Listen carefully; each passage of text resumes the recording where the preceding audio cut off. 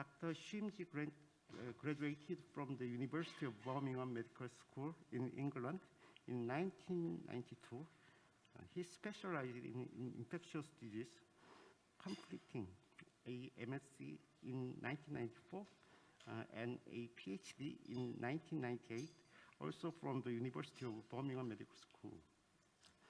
After a brief time in research, he went to work at the US FDA between 2000 to 2003 at the Center for Veterinary Medicine, specifically looking at gene transfer between animal and human pathogens. He returned back to the UK in 2004 to take up a position at Elanco Animal Health as a global technical and regulatory advisor on antibiotics. Dr. Shimji is past chair of the Vet Pest program, a pan-European AMR monitoring program, and past co-chair of the CLSI Veterinary Antimicrobial Susceptibility Testing Subcommittee. He has served as editor for JAC and AAC, and continues to serve as editor on IJAA. I'm also an editor of IJAA. We are working for, both we are working for the same journal. Dr. Shimji is currently serving as Chief Medical Officer at Elanco Animal Health with global responsibilities for Elanco's antimicrobial portfolio. Dr. Shimji, please. So good afternoon, everyone. And I'm very sorry I can't be there in person. I had other commitments, so I'm sitting in Jakarta, Indonesia. I'm going to give you a presentation on some of the science leading to policy and some of the confusions that we have at the international level, and then some of the activities that the EU has done to try and contain antibiotic resistance. So just as a brief background, you've all seen slides like this over the last 2 decades, and it's basically talking about the use of antibiotics in veterinary medicine that leads to antibiotic resistance in bacteria in the animals. And the concern is that this bacteria then goes through the food chain and either causes infections in humans or could potentially transfer resistance genes to human bacteria. Either case, you will get an infection in humans that is then no longer treatable, and you get treatment failure. So the easiest thing to do is not to use antibiotics in veterinary medicine, but just like medical doctors, veterinarians take an oath. This is the US version of the oath, but there's different versions around the world, but the wording is very similar.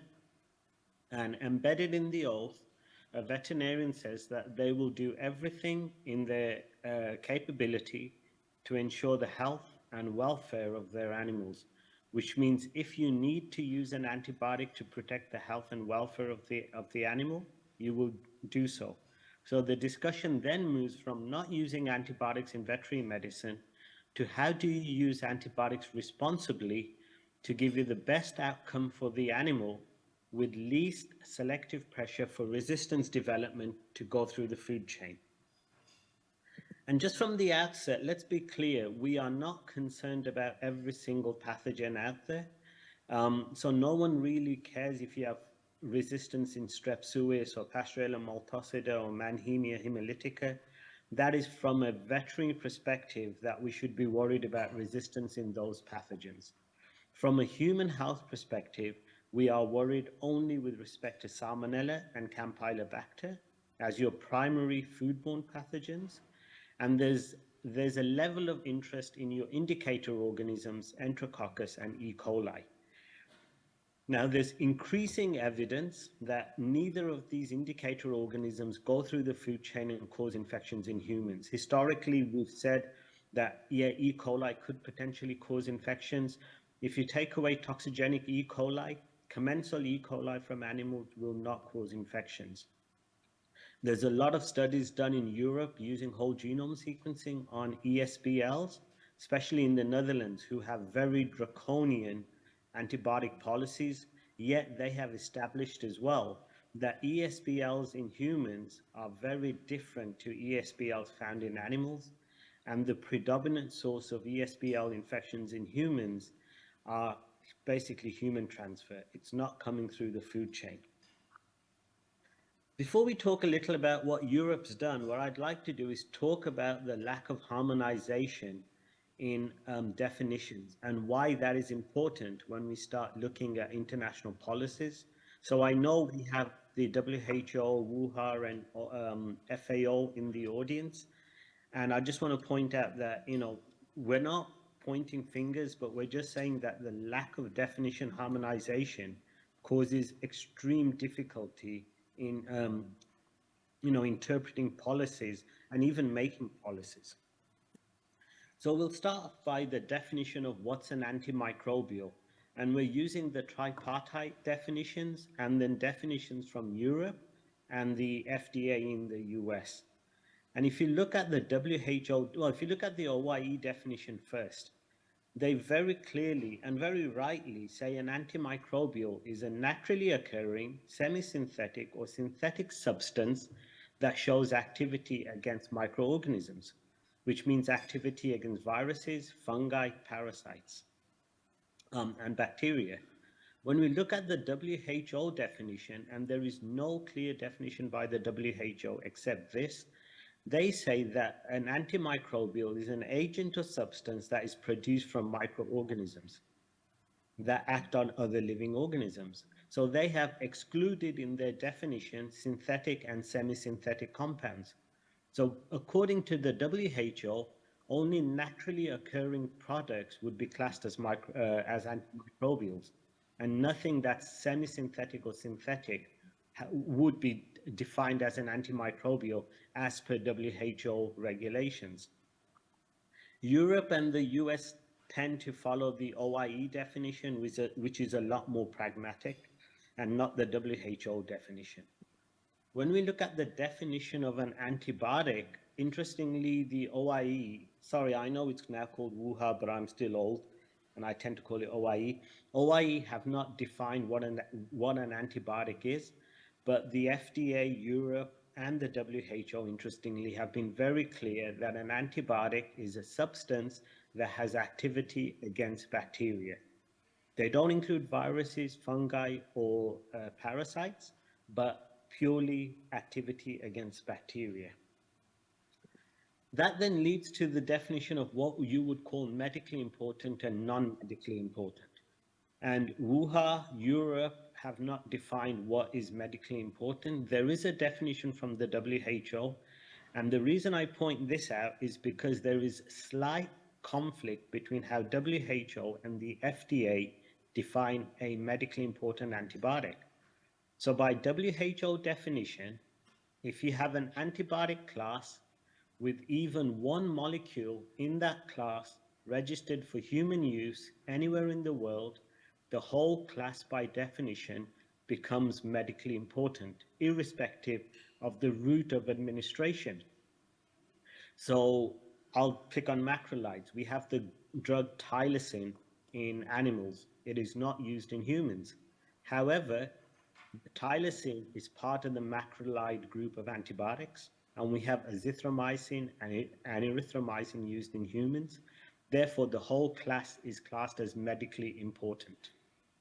Now, the FDA, on the other hand, only say antibiotics that are used in humans systemically are medically important.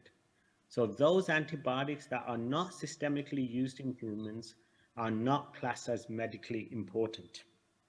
And we'll come back to this point in a minute.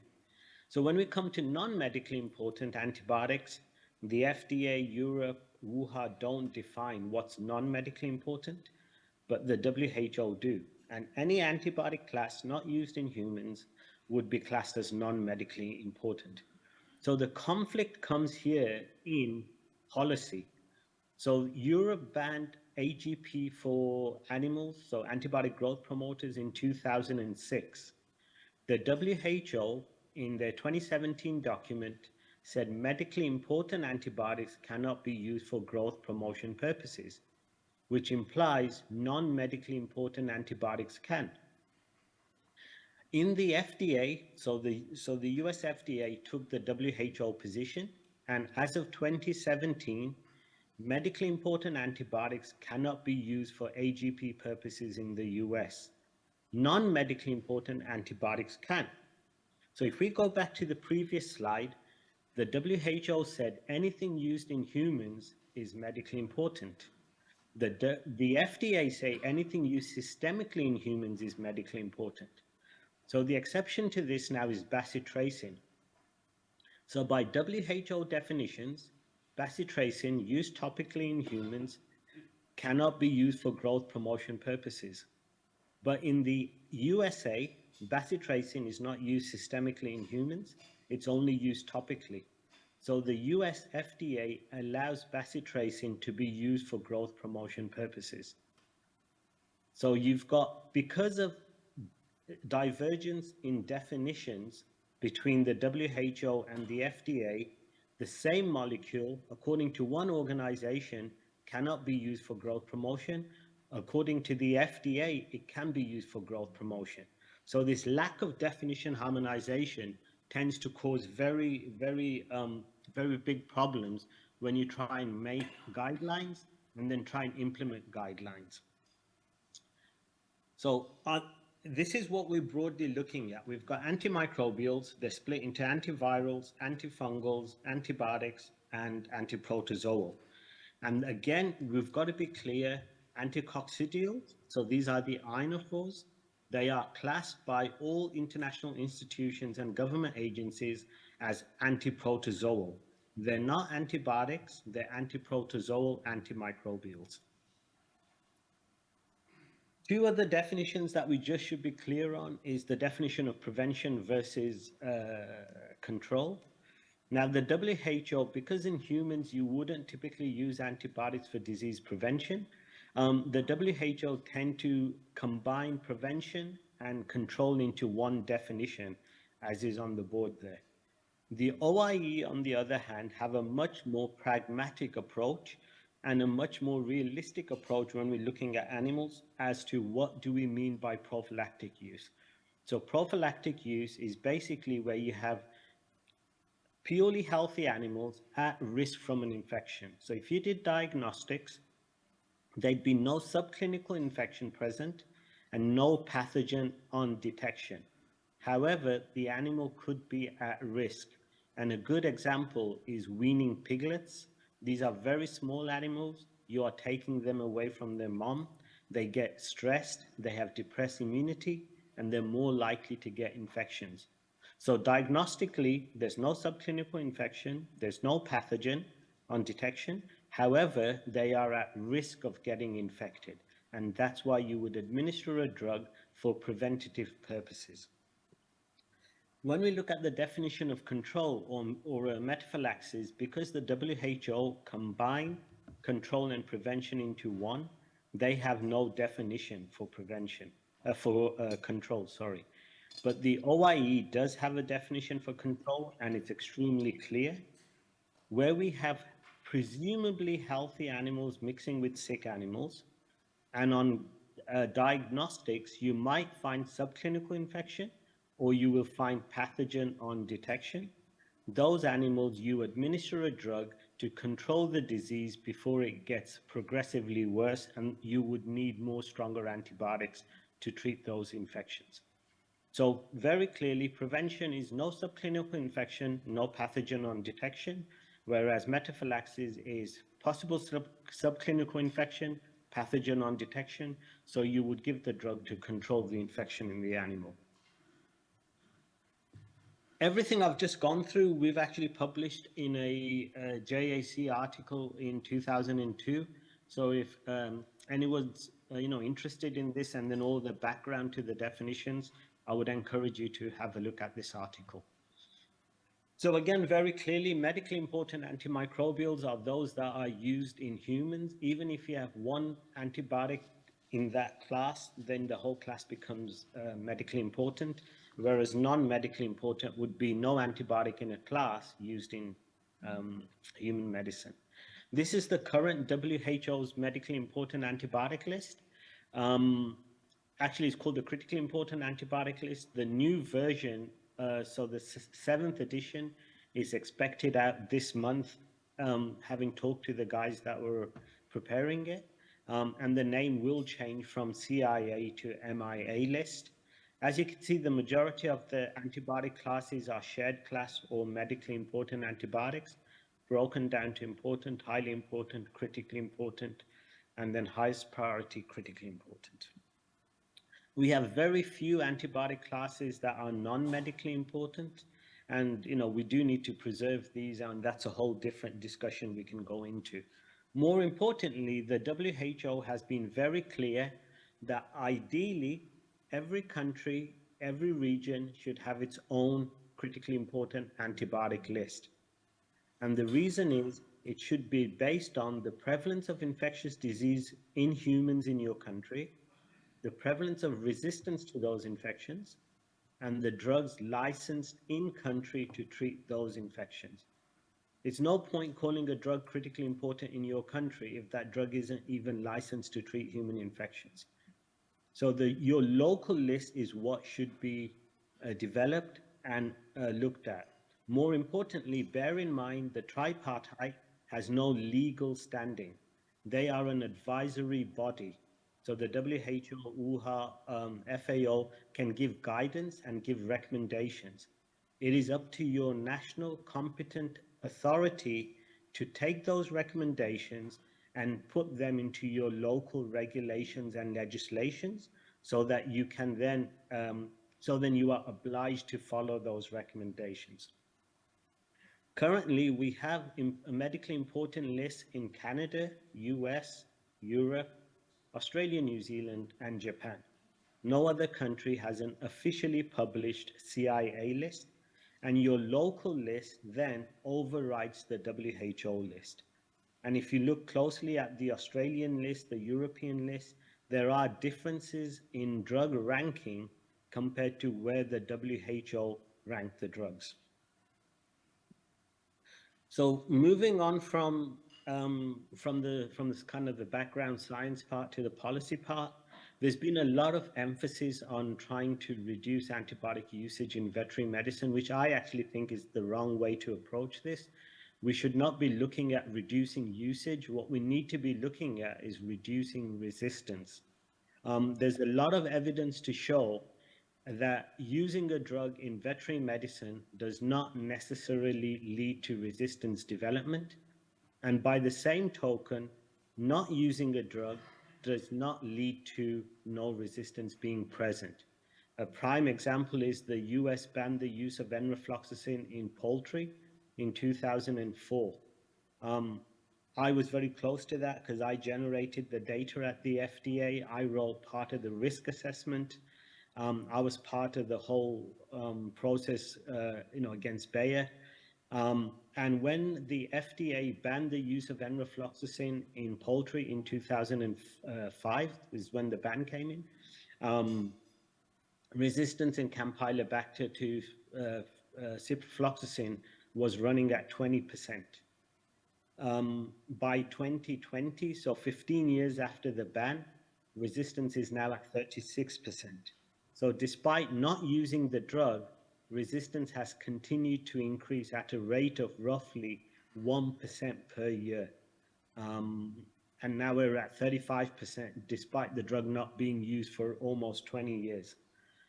So that aside, the FDA's had a number of regulations put in place, and we won't talk about where the US has gone today. We'll talk about Europe, and Europe had its farm to fork strategy with the intent of reducing antibiotic usage by 50% in food producing animals.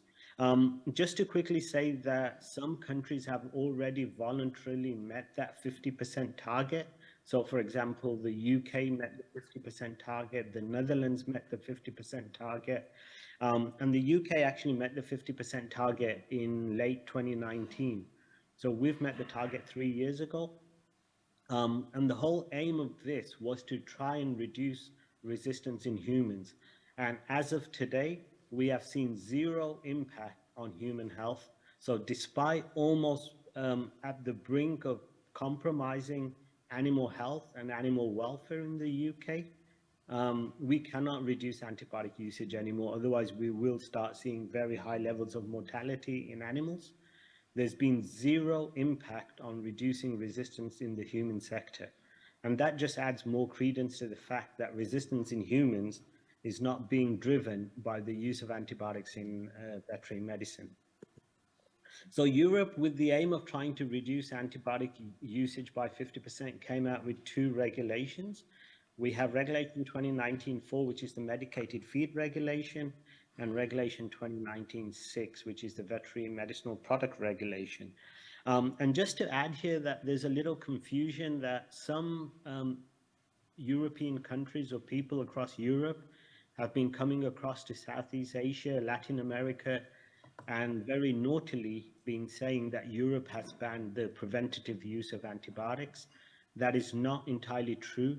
Europe has not banned prevention altogether. We've only banned prevention through certain routes of administration. So we'll start with the medicated feed regulation. This came into effect in January 2022.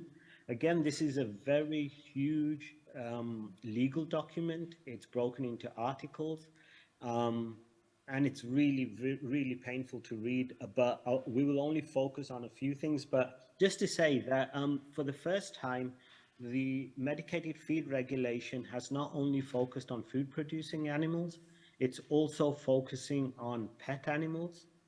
So medicated feed for pet animals, and there's also a section on there on antibiotic carryover limits when medicated feeds are being prepared. So most importantly, I'll focus on prescription control and prevention. Medicated feed can only be now issued upon or produced upon issuance of a prescription, which means you need a veterinarian present and the veterinarian needs to have examined the animals. If the veterinarian writes a prescription for medicated feed, the prescription is valid for 6 months if it's for non-food producing animals. If the prescription is for food producing animals, the prescription is valid for 3 weeks. And if it's for food producing animals, for an antibiotic, it's only valid for 5 days. If that prescription is not presented to a feed mill within 5 days, then that prescription is no longer valid. If it's for an antibiotic, the farmer will need to recall the veterinarian and have the animals re-examined and a new prescription issued. Medicated feed should only be produced for a maximum of 2 weeks unless the SPC says anything different. When we come to the use of medicated feed containing an antibiotic can be used for disease treatment and for disease control. It cannot be used for disease prevention.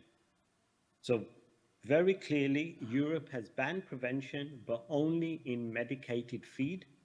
And again, this is purely for antibiotics, not for all antimicrobials. So for example, ionophores, which by definition are antiprotozoals, as we talked earlier, and they can still be used in medicated feed for disease prevention, or more specifically for the prevention of cocci, where it's present in animals.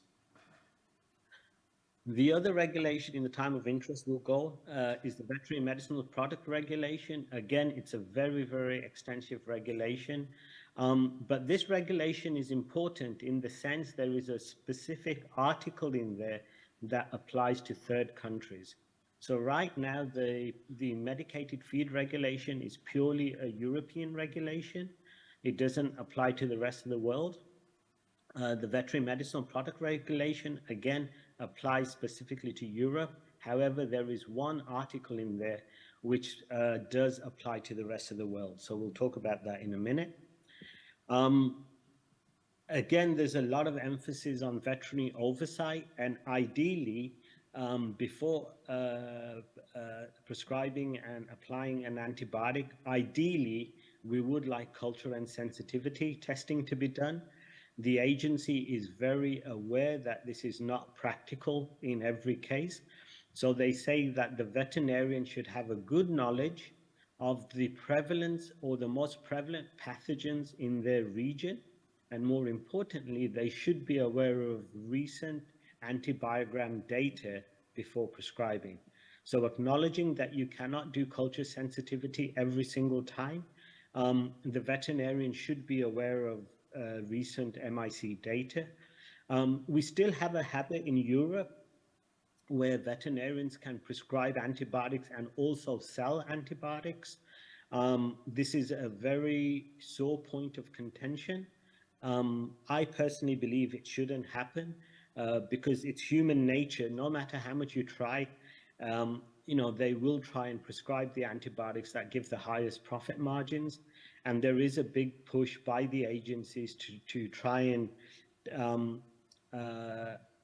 break this habit where veterinarians can prescribe and sell antibiotics at the same time. So when we come to disease treatment, control and prevention, now this is through injection and water-soluble routes of administration. Europe says that both through injection and water-soluble routes, antibiotics can be used for disease treatment, disease control, and also disease prevention. However, it should be for single animals or small groups of animals. So Europe hasn't altogether banned prevention. Prevention through feed is banned, but oral medication and injection prevention is still allowed in Europe, but for single or small groups of animals, and the veterinarian must be able to justify why they're prescribing through these routes for prevention. We also have a reserve list of antimicrobials for human use, and this is an antimicrobial list. It's got antibiotics, antivirals, and even an antiprotozoal on the list. But more specific to antibiotics, these are the antibiotics that are on the reserve list and cannot be used for veterinary medicine under any circumstances. And to be honest with you, I don't think there's anything on this list that is used in veterinary medicine, at least in food-producing animals in any country in the world. There are some that are used in companion animals. For example, vancomycin is still used in dogs and cats to a degree, but definitely not in food-producing animals. So I said there was one specific article which applies to third countries, and it's what we now refer to as Article 118. And in Article 118, and this is basically Europe now trying to enforce its law on the rest of the world through trade routes. So Europe wants the rest of the world not to use AGP. The WHO still says non-medically important antibiotics can be used for AGP. The FDA allows it. Some countries around the world have also taken that position. So obviously Europe's not happy with that. So it's made it a trade issue. And what Europe now says is any third country exporting food-producing animals or food-producing animal products into the European Union, you must comply with two regulations. One, you cannot use anything on the reserve list of antibiotics, so the list I showed before. And that doesn't pose a problem because there's nothing on the list that anyone uses right now. But more importantly, you cannot use AGP.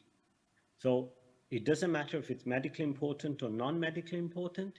If a third country uses an antibiotic for growth promotion purposes, then you cannot export to the European Union. And what Europe has done is they've made their regulations a trade issue.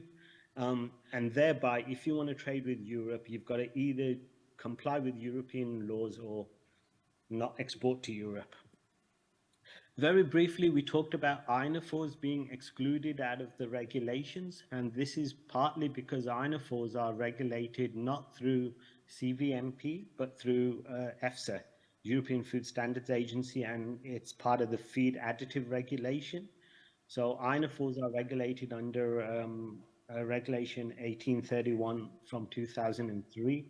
And coccidiostates are approved in feed additives in animal species where cocci are present, and you can use them without prescription in all the animals listed on the right-hand side for control and prevention purposes. I'll leave you with a very last slide, and I love this quote from Jackie Atkinson, that responsible use does not mean reducing antimicrobial use. That is not the way we're going to, one, ensure animal health and welfare, and more importantly, have a sustainable food production system purely based on no antibiotic use. But what we do need to do is use antibiotics responsibly, and there's a reason we have a label and an SPC. Those things have taken years to develop, and there is a reason why certain drugs can only be used as injectables or water solubles, because that's the best way you're going to get the best out of those drugs.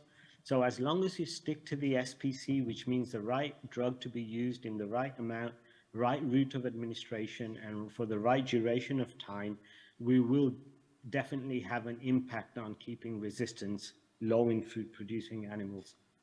And hopefully I've been on time, and thank you very much for your attention.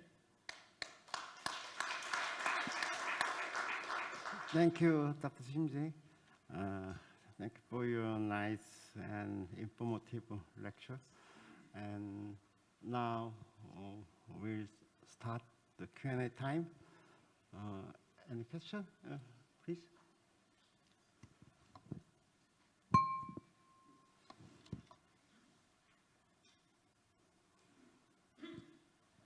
Thank you. I'm Marcus Lipp from FAO. Thank you for your talk. I wanted to follow up with you on an aspect that you mentioned with regard to the European legislation, where you kind of stated that this would apply to the rest of the country, to the rest of the world, indeed, you said, while in fact it regulates imports into the European Union. Is that situation not comparable to pesticides that may be allowed elsewhere but not in Europe, to food additives that may be allowed elsewhere but not in Europe? I mean, there's many things, and it applies to other countries as well. The USA has certain regulations that are different and that ban imports from other countries that do allow certain things. So I'm not sure what makes antibiotics or antimicrobials so special that you would spend that much time in talking about that aspect. Thank you. No, thank you for the question. So it's a two-pronged approach that Europe's done, and that reserve list for humans, I think that it's very important, and we agree that that list needs to be in place, because as far as we know, no third country is using any of those antibiotics on that list, and which is fair enough. And we think that those antibiotics need to be preserved for human health. Some of them are genuinely last resort antibiotics. I've seen in India, for example, in pharmacies where they still sell carbapenems, and the label strictly on the box says strictly for hospital use.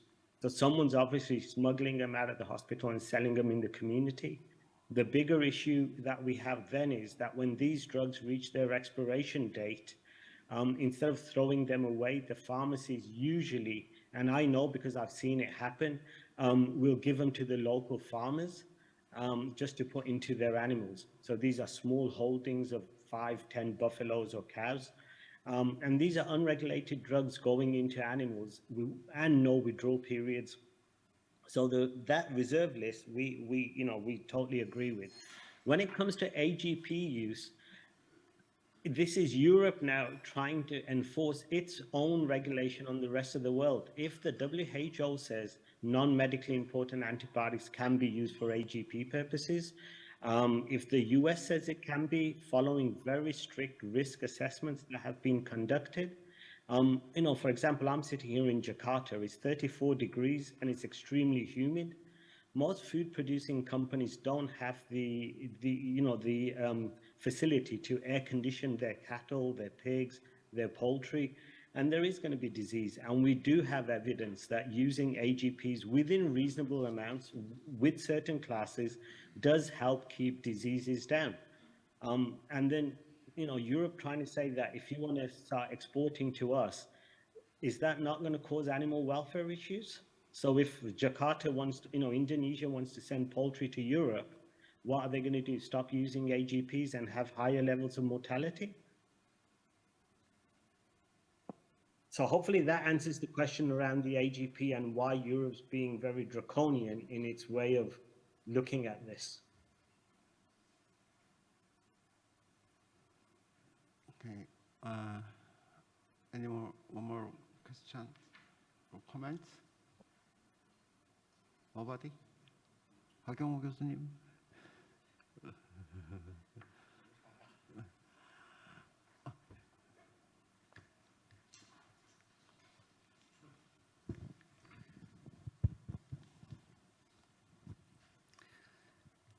Thank you for your presentation. My name is René Hendriksen from the Technical University in Denmark. So just a few comments, and the first one goes a bit in relation to the last comment as well. So again, I think that we in Europe need a strict AMR policy. So if we don't try to ensure that we have a good control and prevention mechanism, then we will, of course, see a higher level of resistance in Europe.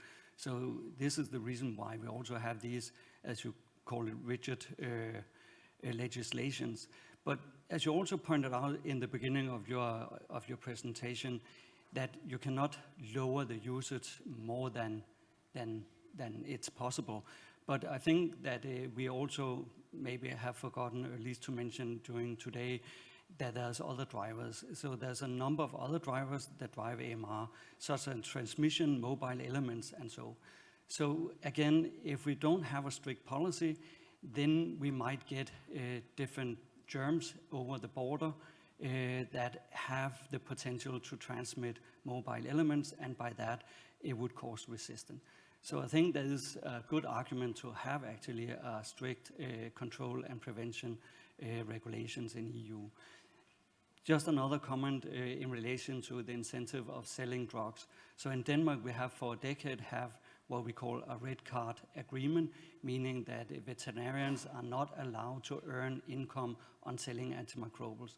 And basically all prescriptions are monitored, and if they prescribe too much, then the government will pull back their license to actually sell antimicrobials. So again, there's also ways around that. Thank you. I think, and I'd just like to add to that, I think we are falling under a false fallacy here about pathogens going through the food chain and causing infections in humans. Campylobacter salmonella, undeniably, we agree with it. But it was your country, it was the Danes that did very good studies back in the early 2000s that led to the concept of host adaptability, where you managed to get students. This is a paper published in the New England Journal of Medicine, where you got students that were VRE negative, and you fed them VRE from poultry and swine, and took cultures from them to see how long they could be colonized.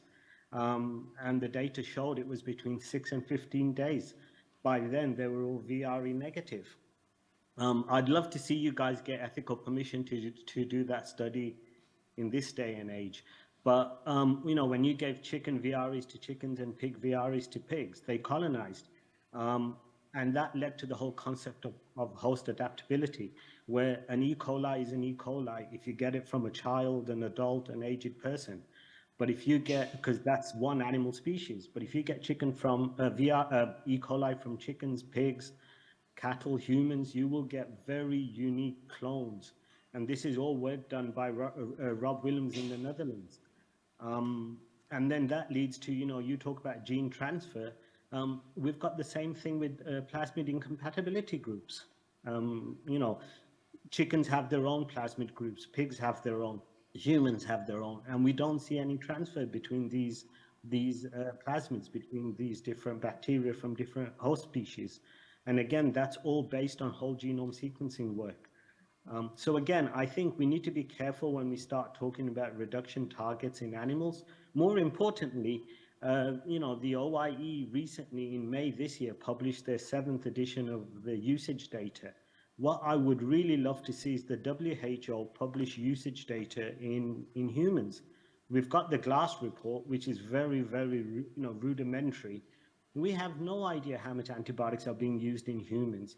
Yeah, everyone's pointing fingers on the veterinary side. Let's get some data on the human side and see how much they're using. It will be very fascinating to see that. Just one more. question, please. Thank you. Hi, Xavier. Jorge Mateo from WHO. Hi. Hey, some comments. You know, we opened the, you know, because you participated in the public discussion of the new revision of the WHO MIA, right? Correct. So we have already, we adopted the codex definitions for prophylaxis and some other definition from codex, just to clarify because they are included. The other point is that the MIA is a guidance, and the guidance is really broader because we need to consider all the situation in all countries. We have this, you mentioned the 2017 guidelines, but this is under revision now because we are closely working with the quadripartite to really have guidelines. But in WHO guidance, it's just that. It's something that countries can use to adapt for their own conditions. And for the new revision, we also reviewed the other national list on critical important antimicrobials, and we saw also that the criteria is different because they adapted from the MIA. So this is also to consider because it's not the MIA, the recommendation, because it's not the recommendation, it's a guidance. We also are working in the quadripartite to harmonize some definitions. In fact, already the antimicrobial resistant, we have the quadripartite definition. It's not easy because it's 4 organizations with different mandates.